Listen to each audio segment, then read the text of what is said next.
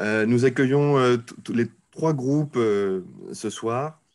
Le groupe de la Réunion, le groupe Vietnam et le groupe Cambodge, qui vont nous présenter succinctement leur groupe avant qu'on discute justement de ce que peut-être l'architecture et l'urbanisme tropical peuvent apporter à la frugalité de manière plus générale. Marine, tu animes le groupe La Réunion, veux-tu nous... et Mayotte, tu nous as dit que c'était Oui, étendu. Veux-tu nous dire quelques mots pour nous situer? oui, bonsoir, bonjour à tous. De façon très humble, le groupe de La Réunion qu'on a étendu à Mayotte, puisque c'est deux territoires effectivement dans l'océan Indien qui se complètent, est quand même en construction.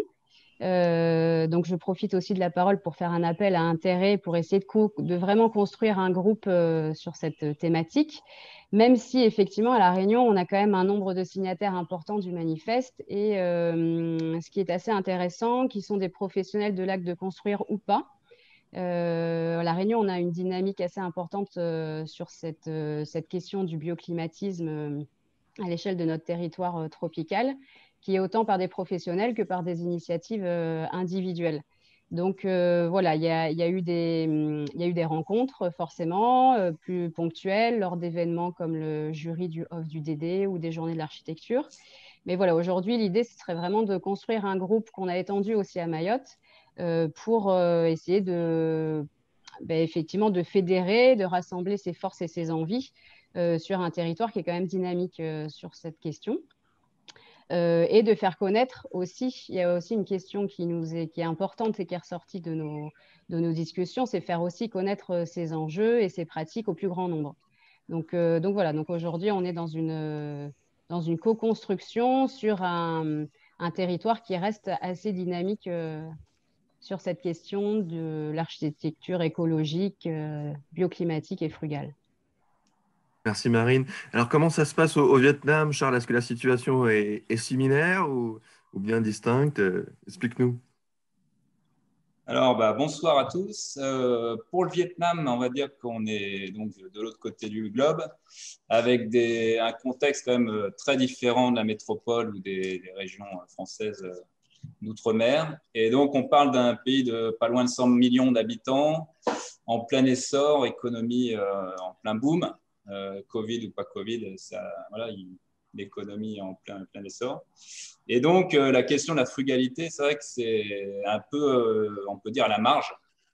Euh, il n'y a pas grand monde que ça intéresse réellement.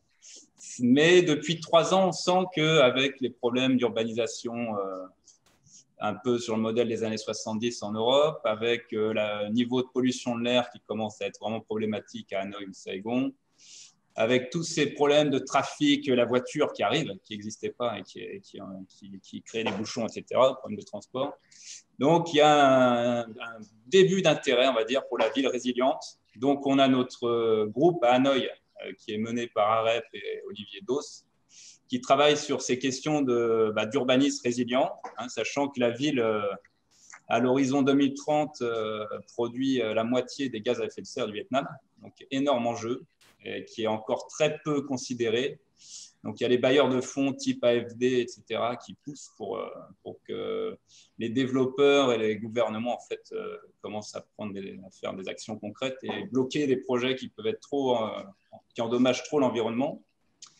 Et puis, dans le groupe Sud-Vietnam, donc Saigon, que je représente, on n'est pas très nombreux parce que je vous dis, ça n'intéresse pas encore grand monde, y compris parmi les archis internationaux. Et donc, nous, on se concentre sur 3 grands sujets. La première serait de créer une filière éco-construction au Vietnam qui n'existe pas du tout. On peut dire qu'on reviendrait 30 ans en arrière en France. Donc, il y a des matériaux géosourcés, biosourcés au Vietnam, la terre, la pierre, le bambou. Donc, il y a plein de choses à faire. Tout cela est un peu vu comme rural, encore pour une architecture pauvre, on va dire. Et donc, tout l'enjeu, c'est d'arriver à montrer qu'on peut en faire quelque chose aujourd'hui. Donc, voilà, on est en train d'essayer de monter cette filière éco-construction en faisant des projets concrets, en montrant que ça marche, qu'on peut faire de l'architecture innovante avec ça. Deuxième gros volet, donc, c'est l'approche un peu bioclimatique, c'est-à-dire bien faire prendre conscience aux gens qu'on est sous les tropiques. On a des saisons des pluies avec des pluies extrêmes, donc il faut arriver à s'en protéger. On doit se protéger du soleil qui est chaud. Et ça paraît tout simple, mais tout ce qui sort de terre aujourd'hui, c'est des fours solaires pour la plupart. Et dernière chose, le gros enjeu, c'est la sensibilisation des étudiants, des futurs professionnels. Donc là, on a commencé au Vietnam à faire des interventions dans les universités. Donc, l'université technique d'Ho Chi Minh Ville, on y était cette semaine. L'université de Binh Duong, qui est une ville qui jouxte Ho Chi Minh Ville de 2,5 millions d'habitants avec toutes les usines du Vietnam, où on a introduit la frugalité avec le manifeste, etc. Et l'idée, c'est de toucher les étudiants et de commencer à leur faire penser un peu différemment sur ce qu'est l'architecture de demain, qu'est-ce qui est la modernité. Voilà, en quelques mots. Merci Charles. Yvon, comment se déploie la frugalité au Cambodge? Bonjour, bonsoir à tous et merci de nous donner un petit peu la parole. Moi, j'ai connu le manifeste de la frugalité par Charles et j'étais en train de constituer un groupe qui s'appelle l'OCO2. Donc, moi, je suis au Cambodge, donc on est des expatriés, on n'est pas dans notre pays. Le groupe l'OCO2, il est constitué d'un peu toutes les nationalités et beaucoup de locaux. L'enjeu de ce groupe, c'est d'abord d'être plus vertueux que la moyenne générale dans tous les domaines. C'est pas, alors je suis architecte, mais c'est pas simplement sur l'architecture et la construction. C'est ouvert à toutes les professions et notamment sur l'agriculture. Parce que ça, c'est le deuxième enjeu qu'on a en ce moment, c'est qu'on est en train de monter un projet qui lie les universités d'architecture aux universités d'agriculture. Ce projet a été accepté par l'Institut français. Donc, on va lancer un concours d'étudiants. Chaque équipe d'étudiants sera constituée d'une part d'architectes, d'autre part d'agronomes, à ce que l'acte de construire frugal peut vraiment prendre son sens parce que les sous-produits de l'agriculture servent à l'architecture. Je pense à l'isolation, mais je pense aussi pour le bois, l'EVA qui est beaucoup produit au Cambodge. Son bois, quand il est coupé, ça peut servir à faire des planches. Et c'est purement un sous-produit de l'agriculture, donc c'est pas de la déforestation, sachant que la déforestation a déjà été faite pour planter des EVA. Et puis, c'est surtout dans les méthodes, faire agréger des bons architectes avec des bons agronomes de manière à faire une architecture bioclimatique, ou une architecture pour laquelle l'agriculture peut être dynamique dedans. Donc ça, c'est nos deux… voilà. Et en fait, ce groupe low carbone s'est raccroché à la frugalité. Je leur ai expliqué. Et surtout, nous, notre boulot, c'est de travailler sur un peu les critères. S'il y a une carte qui est en train d'être faite sur la région vaste Cambodge-Vietnam, nous, on essaie de réfléchir aux critères d'entrée dans cette cartographie. Sachant qu'il y a plusieurs écueils, la cartographie étant quand même une forme de promotion d'entreprise, d'artisanat ou de micro-industrie, faut faire attention à ce que ça ne devienne pas du lobbying. Voilà, en gros, Merci. Vous avez déjà un petit peu répondu justement à la question que je voulais vous poser ensuite, qui était sur la place de l'architecture et de l'urbanisme écologique dans vos pays. Donc, j'aimerais la compléter par la question suivante. Quel est l'accueil ou comment peut-on rendre désirable la frugalité qui est peut-être tellement éloignée, dont l'horizon peut être assez éloigné de l'idéal de progrès qu'il y a dans vos régions? Comment on arrive à concilier les deux, tu vois, à la fois la posture écologique, voilà, quelle est sa place peut-être timide, peut-être petite, peut-être plus, plus généreuse qu'elle arrive à se créer, et comment cet horizon de frugalité peut trouver sa juste place métropique. Je dirais, moi, pour répondre pour le Vietnam, par l'exemple, les Vietnamiens, ils sont très pragmatiques. C'est vraiment un trait de caractère. Et s'ils voient, ils touchent, ils expérimentent et qu'ils se rendent compte que ça peut être bien pour eux et pour leur pays et pour leur économie, ils peuvent aller très vite vers la frugalité. Comme ils sont allés très vite vers les années 70 et les fours solaires de 30 étages. Je ne sais pas quand ça se passe à La Réunion, sûrement différemment.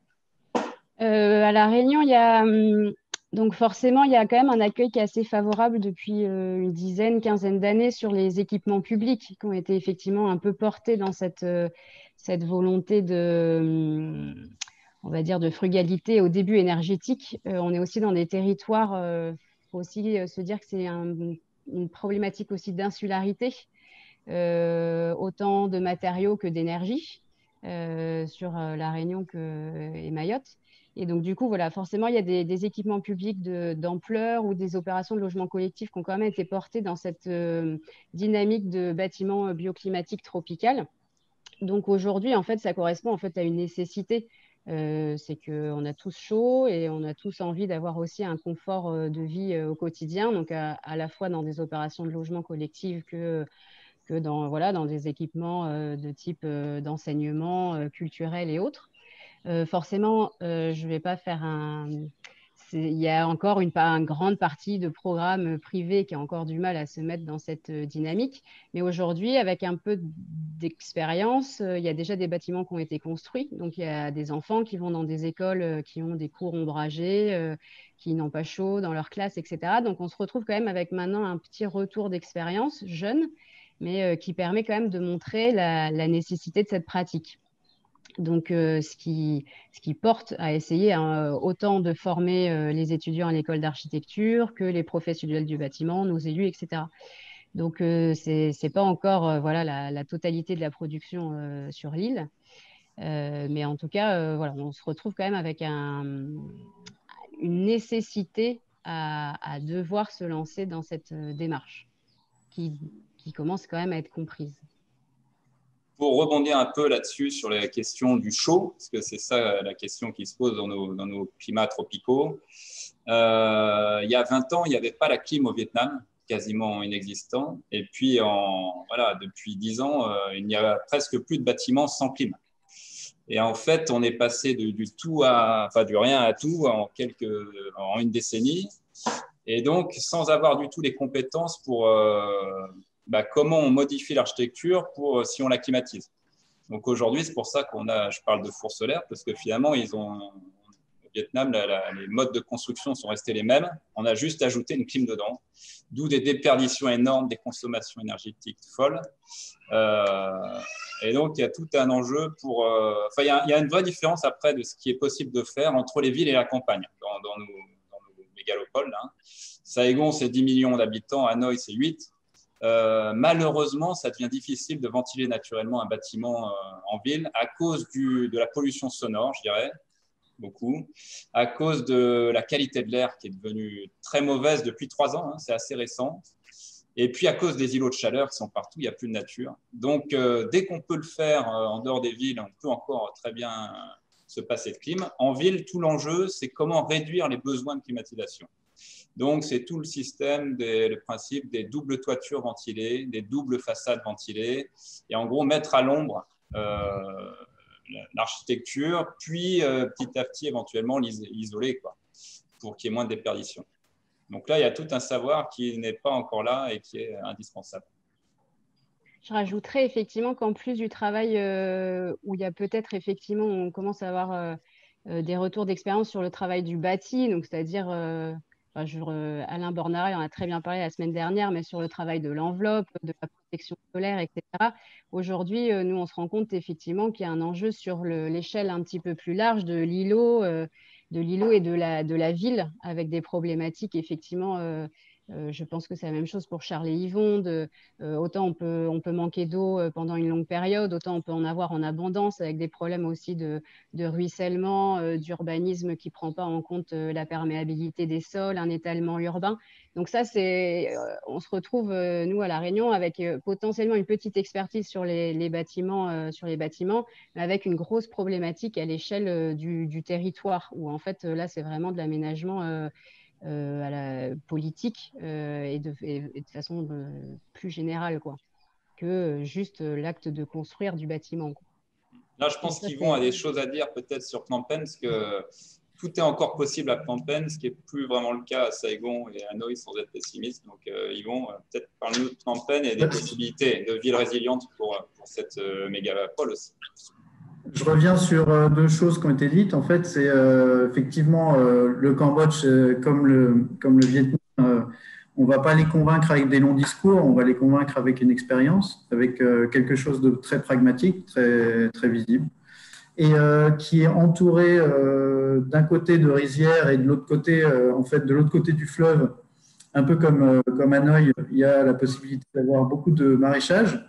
Donc, c'est une ville qui a un enjeu aujourd'hui énorme, c'est qu'elle peut devenir résiliente, elle peut rester résiliente et avoir sa source d'énergie solaire d'un côté, son agriculture de l'autre, et ne pas être trop étendue, ne pas être trop dense.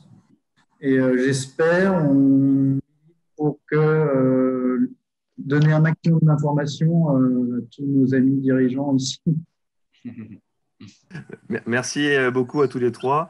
On voit qu'il y a beaucoup de choses à apprendre et même à réapprendre chez vous et que l'enjeu quand même essentiel semble être urbain véritablement dans vos villes et qu'il y a beaucoup, beaucoup de choses à faire dans les villes qui se développent euh, au Vietnam et au Cambodge et à La Réunion. Merci beaucoup. Merci à vous.